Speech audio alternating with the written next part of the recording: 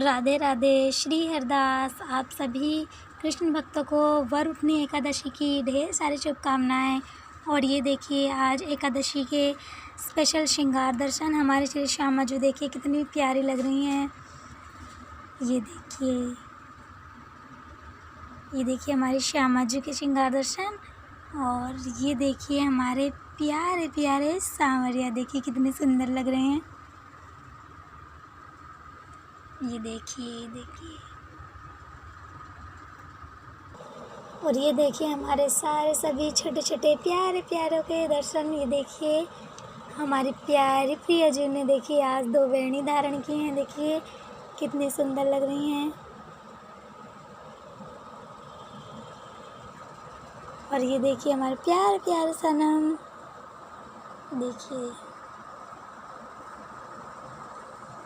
ये देखिए लाडो कितनी सुंदर लग रही हैं। ये देखिए और ये देखिए आप दर्शन कीजिए हमारे प्यारे श्री श्री ठाकुर बांके बिहारी जी के। ये देखिए जब हमारे बिहारी जी आए थे तो उस टाइम पर हम वीडियो नहीं बना पाए, क्योंकि जो इससे पहले वाली एकादशी है, जो अभी इससे पहले गई थी एकादशी, हमारे श्री ठाकुर बांके बिहारी जी जब आए थे। तो देखिए आप दर्शन कीजिए। और देखिए आपको चरण दर्शन अभी नहीं होंगे, क्योंकि जैसा कि आप सभी को पता है कि प्रभु की अक्षय तृतीया आ रही है, तो उसी के रिगार्डिंग आज की वीडियो है। तो उसी पर चर्चा होगी आज की वीडियो की। और इस वीडियो में सब कुछ यही बताया जाएगा कि अक्षय तृतीया पर आप कैसे सेलिब्रेट कर सकते हैं और अक्षय तृतीया का क्या अर्थ है और आप कैसे अपने घर में सेलिब्रेट कर सकते हैं। तो आप पहले दर्शन कीजिए श्री कुंज बिहारी श्री हरदास। तो देखिए जैसे कि आप सभी को पता है प्रभु जी का फेस्टिवल आ रहा है जिसका नाम है अक्षय तृतीया। तो अक्षय तृतीया का क्या अर्थ है, सबसे पहले आप अक्षय तृतीया का अर्थ जानिए कि इसका क्या अर्थ है। तो अक्षय का मतलब होता है जिसका कभी अंत ना हो, जिसकी कभी समाप्ति ना हो, उसको अक्षय कहते हैं, है ना। जो अक्षय का मतलब होता है जिसकी कभी समाप्ति ना हो, अंत ना हो, जो कि मतलब अनंत हो, ठीक है, उसका कभी अंत नहीं होता, वो होता है अक्षय। और तृतीया का मतलब होता है दिनांक, अक्षय का दिन, जो जिसका कभी अंत ना हो वो दिन, है ना। तो उस दिन पर तो अक्षय यानी कि जिसका अंत ना हो, और तृतीया माने जो तीसरा, है ना, महीने का तीसरा दिन। तो देखिए अक्षय का आपको मतलब पता चल गया जिसका कभी अंत ना हो। और इस दिन जो भी आप दान पुण्य जो भी आप करते हैं उसका वो कभी भी निष्फल नहीं जाता, है ना। उसका आपको फल तो डेफिनेटली ही मिलता है। और हम कभी कोई कार्य फल के लिए तो कोई करते नहीं हैं, वो तो हम प्रभु को प्रसन्न करने के लिए, है ना, प्रभु प्राप्ति के लिए ही करते हैं, ठीक है।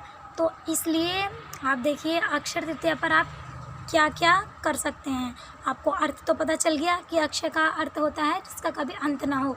वो सारी चीज़ें आपको उस दिन करनी चाहिए, जैसे कि दान पुण्य, और आपको क्या कहते हैं, जो भी आपकी क्षमता अनुसार जो भी आप कर सकते हैं, है ना, दूसरों के लिए या फिर किसी भी जगह के लिए या कुछ भी जो आप कर सकते हैं वो आपको करना चाहिए उस दिन, ठीक है।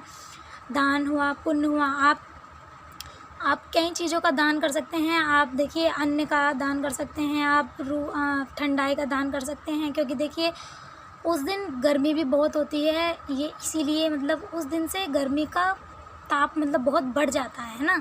तो इसीलिए हम उस दिन ज़्यादा ठंडाई ये इन सब चीज़ों का करते हैं।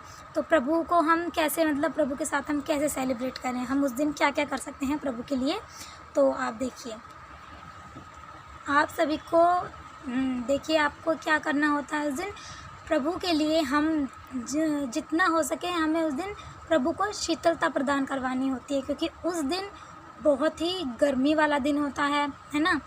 और देखिए जो हमारी पौराणिक कथाएं, इनमें हमारी बहुत सारी पौराणिक कथाएं हैं इनमें, जैसे कि जो अक्षय तृतीया वाला दिन है, इस दिन जो हमारे धन के देवता जो कुबेर जी हैं उनको, तो इस दिन जो हमारे कुबेर देवता हैं उनको धन का भंडार सौंपा गया था इसी तिथि वाले दिन। और जो हमारे प्रभु का जो छठा स्वरूप है, जो हमारे प्रभु का छठा स्वरूप है परशुराम, उनकी जयंती भी होती है उसी दिन। आप एक तरीके से बर्थडे भी कह सकते हैं। तो ये मतलब सारे, और हाँ सबसे मेन इम्पोर्टेंट बात, उस दिन हमारे श्री श्री ठाकुर बांके बिहारी जी के चरण दर्शन होते हैं, जो कि पूरी साल में एक ही बार होते हैं। और इनके लिए लोग मतलब बहुत वेट करते हैं, सभी करते हैं, देखिए हम भी करते हैं और आप भी करते हैं, है ना।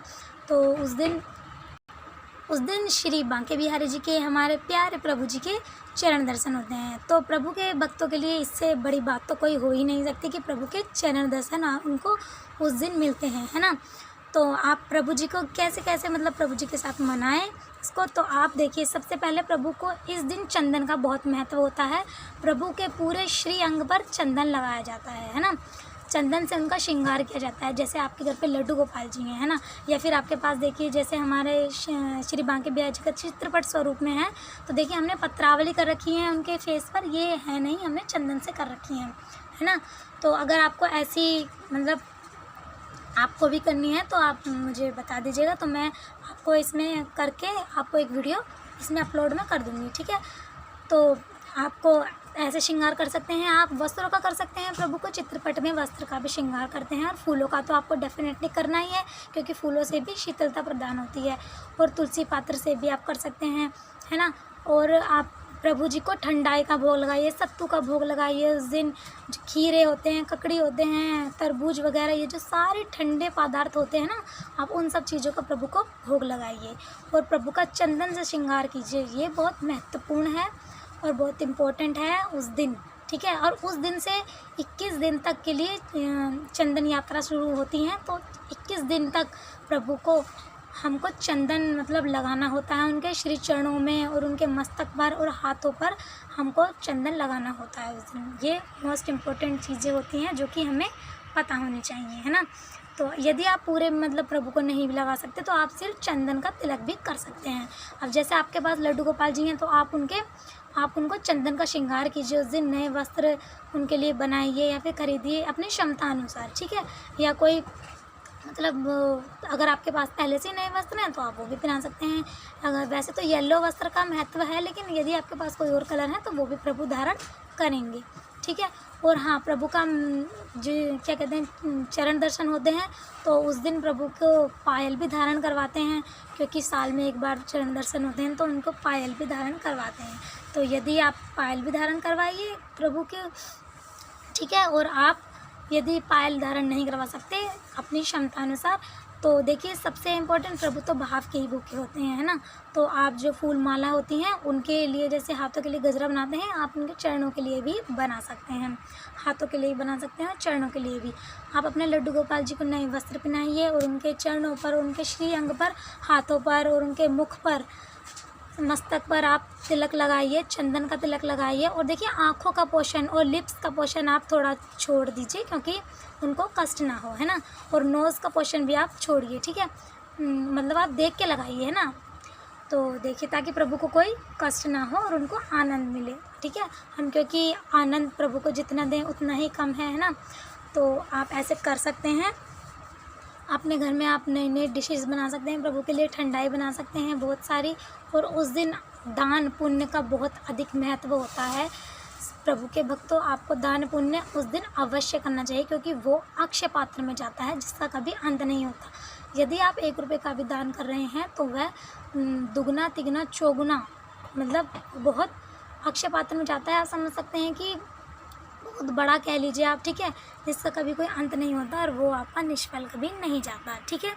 तो आप ऐसे कीजिए, प्रभु को प्रसन्न कीजिए उस दिन। अब जो आपसे हो सकता है भजन कीजिए, कीर्तन कीजिए और कुछ दान पुण्य जो भी आपकी क्षमता अनुसार आप वो कीजिए। प्रभु को चंदन लगाइए, चंदन का लेप कीजिए, ठीक है। प्रभु के लिए आप व्यंजन बनाइए अच्छे अच्छे, ठीक है। तो आप ये सब कर सकते हैं। और हाँ, एक और बात, यदि आपके पास ऐसा हमारे प्रभु जी के जैसे श्री बांके बिहारी जी ऐसा चित्रपट है, यदि युगल सरकार जी हैं या फिर लड्डू गोपाल जी भी हैं, तो आप उनके पास छोटा सा एक चंदन का लड्डू बनाइए, ठीक है। आप लड्डू बना सकते हैं, क्योंकि उस दिन उनको शीतलता प्रदान करवानी होती है। तो चंदन का लड्डू बनाइए। अब वो लड्डू आप कैसे बनाएंगे, देखिए आप गोपी चंदन लीजिए, जो मतलब नॉर्मली मिलते हैं, जिनसे स्नान वगैरह भी होता है, प्रभु का तिलक वगैरह भी होता है। गोपी चंदन होता है जिससे कि हम तिलक वगैरह भी लगाते हैं, है ना। तो आप वो लीजिए, उसमें थोड़ा गुलाब जल डालिए, ठीक है। और इत्र डालिए और जितनी भी जो हाँ तुलसी पत्र डालिए, है ना, जो ठंडी चीज़ें पदार्थ ये आप उसमें डालिए और उसका आप छोटा सा लड्डू बनाइए, प्लेट में करके प्रभु के पास रखिए, ठीक है। प्रभु के चरणों में आप पूरे दिन उसको रखिए, प्रभु को अर्पण कीजिए कि प्रभु आप इस चंदन के लड्डू को स्वीकार कीजिए, ठीक है। अब फिर नेक्स्ट डे, जब मतलब नेक्स्ट डे होता है, आप पूरे रात मतलब प्रभु के चरणों में लड्डू को रहने दीजिए। और जो नेक्स्ट डे जब होता है तो आप उस लड्डू को प्रभु से, मतलब वो तो प्रसादी हो गई, तो आप फिर प्रभु से उनको लीजिए और आप प्रसाद स्वरूपी थोड़ा थोड़ा मतलब आप अपने घर में सभी को प्रसाद रूपी उनको दीजिए और आप उनको ग्रहण कीजिए। तो ये आप प्रसाद हो गया प्रभु जी का चंदन के लड्डू का, और ये आप पान कीजिए। तो देखिए कितना सुंदर और कितना आनंद होता है मतलब प्रभु की सेवा में, ठीक है। तो आप ऐसा ये सब कर सकते हैं। आप अपने घर में इतने अच्छे तरीके से और इतने सुंदर भाव अपने प्रकट करके प्रभु को रिझा सकते हैं। आप इतने सुंदर तरीके से अक्षय तृतीया मना सकते हैं। यदि इसके अलावा और भी कोई बातें हैं तो आप पूछ सकते हैं। तो आपको कैसी लगी जानकारी आप बताइएगा। राधे राधे। श्री हरदास, श्री कुंज बिहारी श्री हरदास। और आपको चरण दर्शन जब ही होंगे जब अक्षय तृतीया वाले दिन, ठीक है। आपने प्रभु के तो कर लिए है ना, तो आपको चरण दर्शन जब ही होंगे। तो राधे राधे। श्री हरदास, श्री कुंज बिहारी श्री हरदास।